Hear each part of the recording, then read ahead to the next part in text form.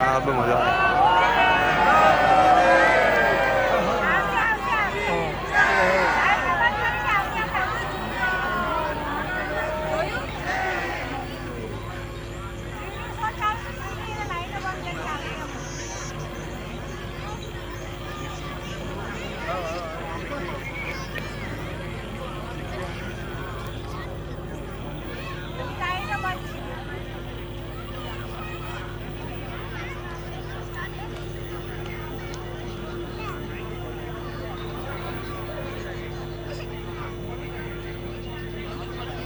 कई हो गया भाई। फोटो खींच लिया भाई, एक फ्लैश आया, फोटो खींच लिया।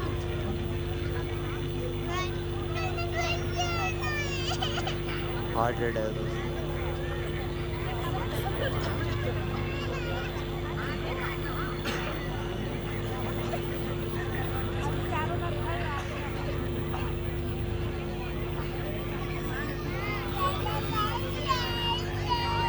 आऊ ना चाल भाई। लाइट चालू करो,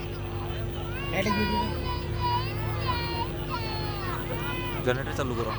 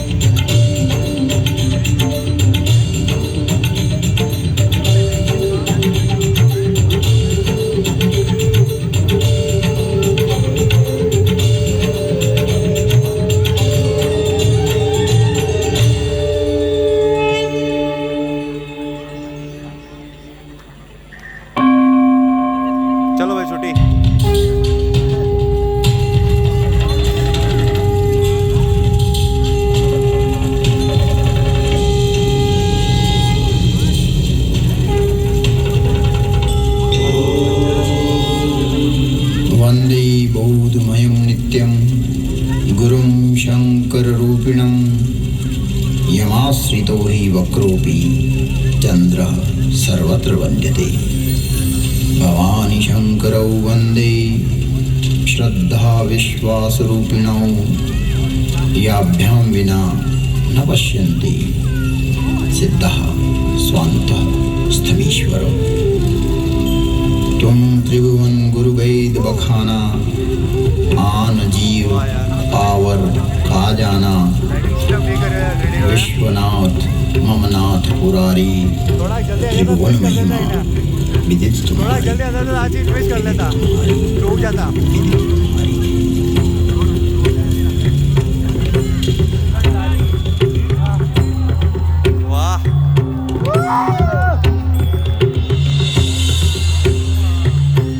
गजब यार, वाकई मैंने लाइटिंग 3D प्रदर्शन जबरदस्त है यार, गजब यार।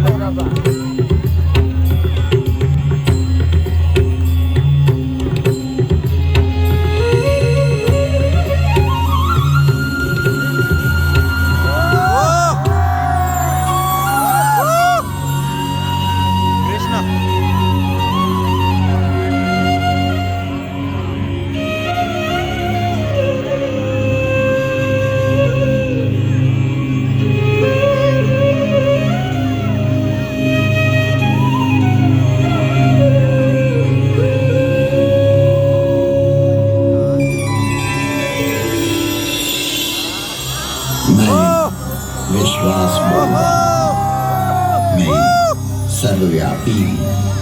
मेरा संपूर्ण विश्व में वास है, क्योंकि मैं विश्वास हूँ, विश्वास हूँ, विश्वास हूँ।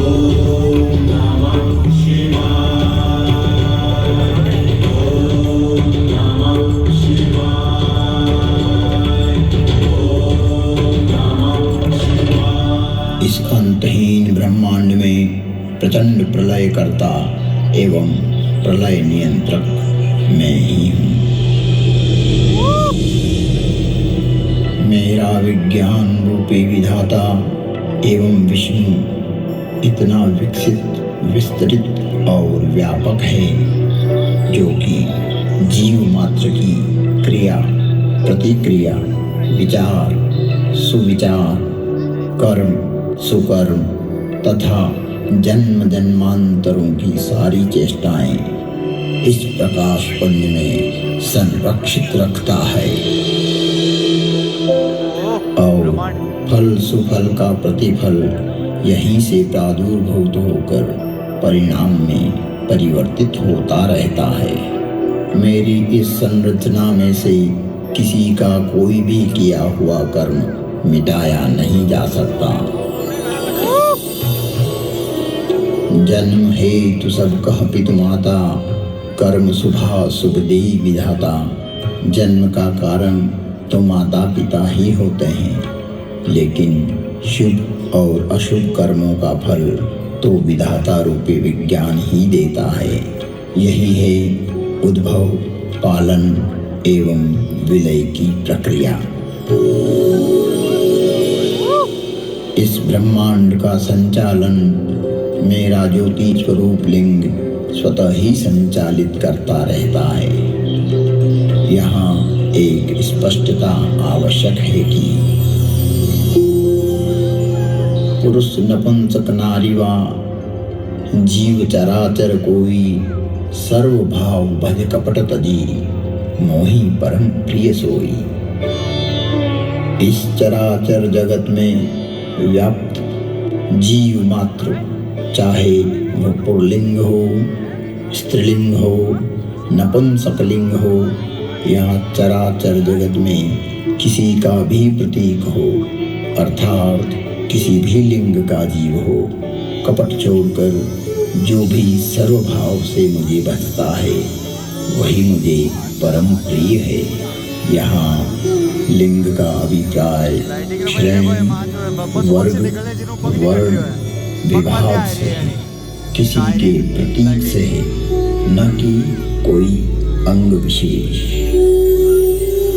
त्रिजग जोनि पुनि धरहि शरीरा, तिर्यक योनिया, जलचर, थलचर, नवचर जैसे पशु, पक्षी, कीट, ब्रह्म, मीन आदि आदि योनियों में प्राणी देह धारण करता है। जैसा कि हमारे यहाँ 84 लाख योनियों का वर्णन मिलता है। स्पष्ट है कि योनि अर्थात जीव का एक प्रकार। जगत में शिवलिंग एवं योनि को अंग विशेष के रूप में प्रचारित करना सनातन धर्म को प्रदूषित करने की कुचेष्टा है। शिवलिंग एक ज्योति का स्वरूप है।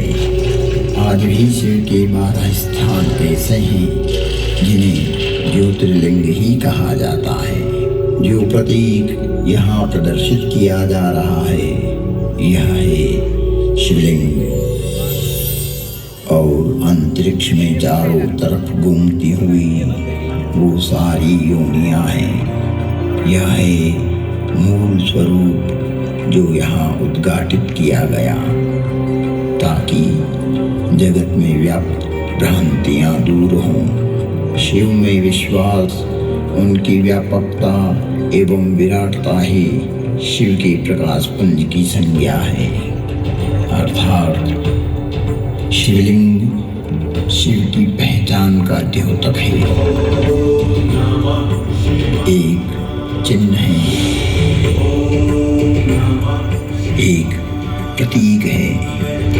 ये है शिव द्वार में प्रवेश करने का प्रथम अक्षर।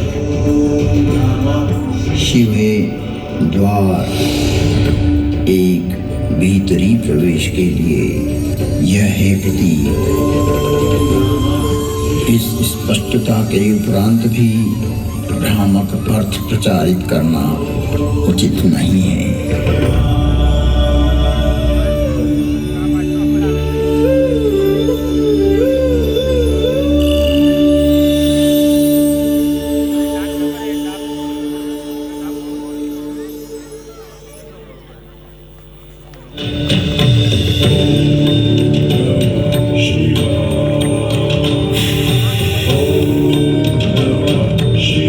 एक कालातीत कथा में जिसकी काल गणना असंभव है, घटना युगों पहले की है कि जब अनेक अंतरिक्षों में अनेक ग्रहों पर उद्भव, पालन और संहार हो रहा था।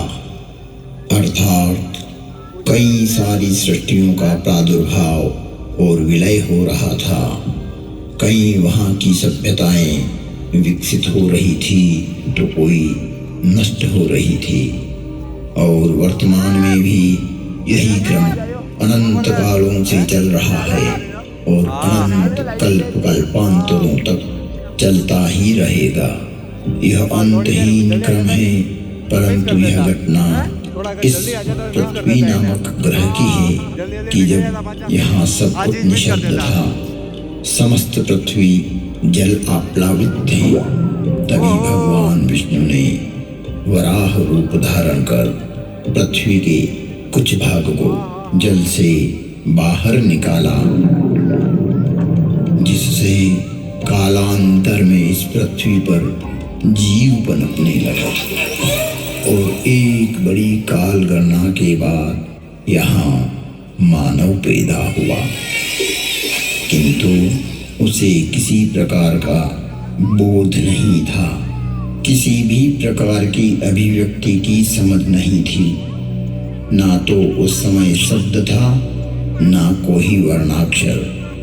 चराचर जीव जगत अपने अपने समूह में एक मूक दृष्टि से एक दूसरे को निहारते थे, लेकिन कुछ भी अभिव्यक्ति नहीं कर सकते थे। चारों तरफ इस पृथ्वी पर सन्नाटा ही सन्नाटा था। इतना सन्नाटा क्यों है भाई? प्राकृतिक स्वरों, ध्वनियों के अतिरिक्त यह पृथ्वी निशब्द थी। ऐसे कई युग बीत गए कि अचानक ब्रह्मा को विचार आया कि पृथ्वी का निर्माण हो चुका है। विष्णु ने अपनी व्यवस्था भी व्यापित कर दी है, लेकिन शब्द की उत्पत्ति कौन करेगा? बिना वाणी अभिव्यक्ति। हर हर महादेव, हर महादेव।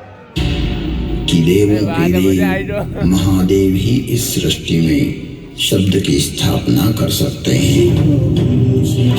शब्द ब्रह्म का दान दे सकते हैं।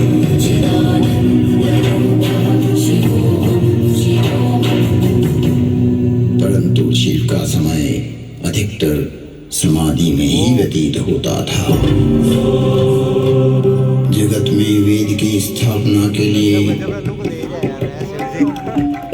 मनुष्यों में, प्राणियों में सत्य, प्रेम और करुणा की भावना प्रकट करने के लिए, शब्द को देह देने के लिए महादेव को समाधि से जगाना अति आवश्यक है। जब ब्रह्मा, विष्णु और सारे देवताओं ने महर्षि पाणिनि को प्रेरणा की कि वो महादेव को प्रसन्न कर जगत में शब्द प्रकट करने की प्रार्थना करें,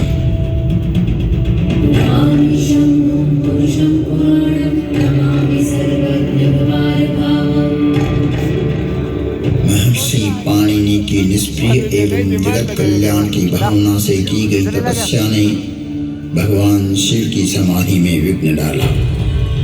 महादेव की समाधि असमय भंग हो गई। महादेव के जागते ही उनका रौद्र रूप प्रकट हुआ और उन्होंने अपना नाद शस्त्र डमरू उठाया और भयंकर तांडव करने लगे।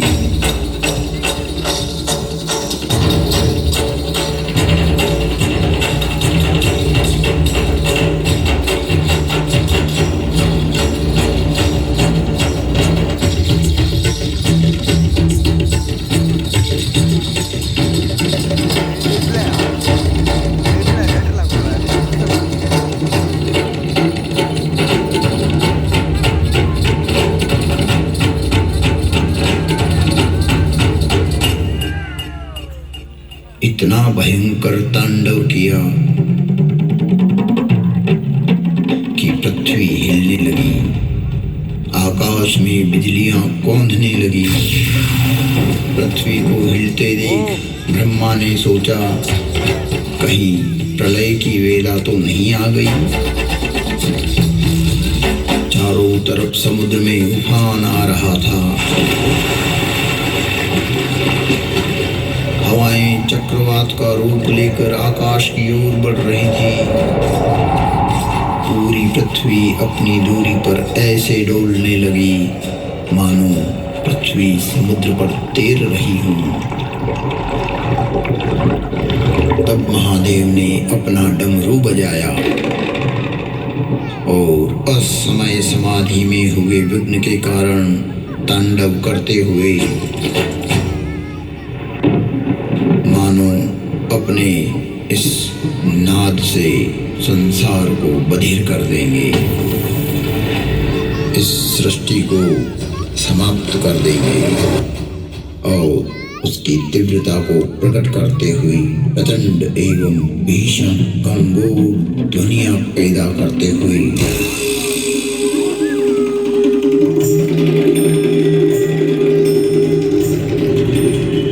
उग्र एवं महिमामय भयंकर डमरुनाद किया, जिससे प्राणी मात्र की श्रवण इंद्रियां लुप्त हो गई। नाद इतना भयावह था कि प्राणी मात्र के कर्ण भेद हो गए। कुछ काल के लिए यह स्थिति बन गई। महादेव तांडव करते हुए अपने उग्र नाद वाद्य से कुछ ऐसी शाब्दिक रचना की जो आज इस भूमंडल पर शब्द और श्रवण का कारण है, जिसे महर्षि पाणिनि ने अवरुद्ध हुई अपनी श्रवण इंद्रियां पुनः जागृत होने पर शब्दों में पिरोया। जगत कल्याण के लिए महादेव की प्रेरणा से नाद वाद्य से निकली हुई ध्वनियाँ जो आज इस संसार में व्याप्त है। इस भूमंडल पर कोई भी व्यक्ति किसी भी भाषा में अपनी अभिव्यक्ति करता हो, उसका उद्गम स्रोत महादेव का डमरू ही है। और वो डमरू इस प्रकार बोला, ऐं ऋ ऋक् ऐं ऐऔच भयवरट लण यमगणनम जभय गणदश जब गणदश खपचटत चटतव कपय शशशर हल।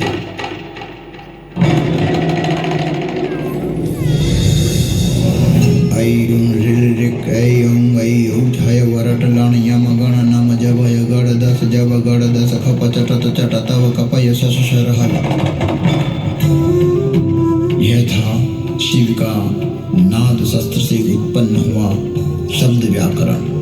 इससे शब्द की संरचना हुई और डमरू ने जिस प्रकार ये 14 शिव सूत्र परमात्मा शिव ने जगत को दिए, वो आज सभी की अभिव्यक्ति का कारण है।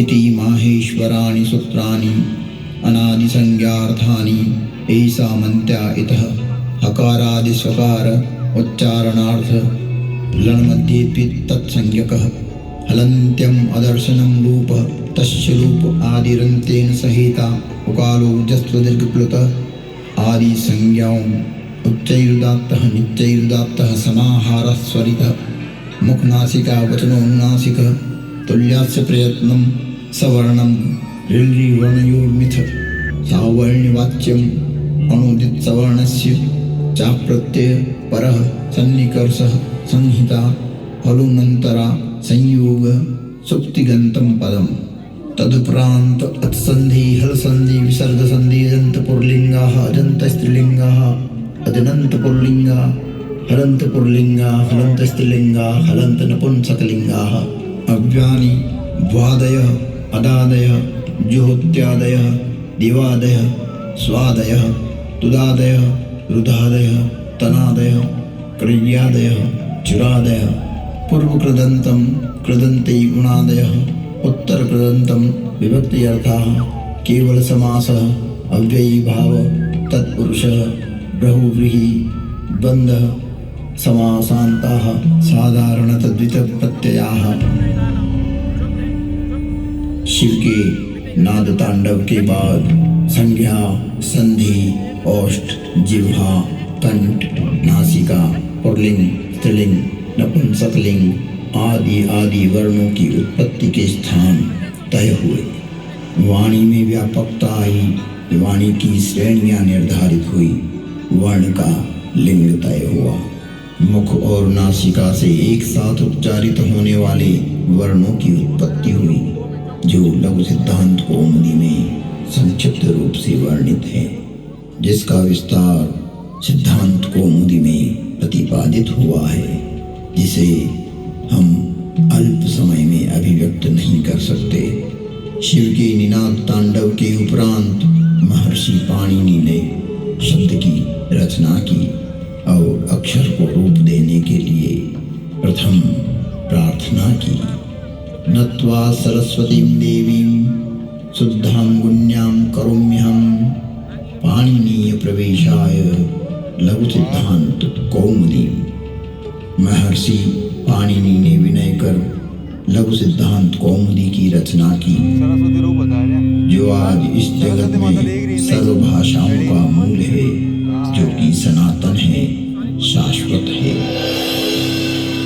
नृत्यावसाने नटराजराजः ननाद डक्वां नवपञ्चवारम् उद्वर्तु कामाद सनकादि सिद्धैः एतद्विमर्शे शिवसूत्रजालम्।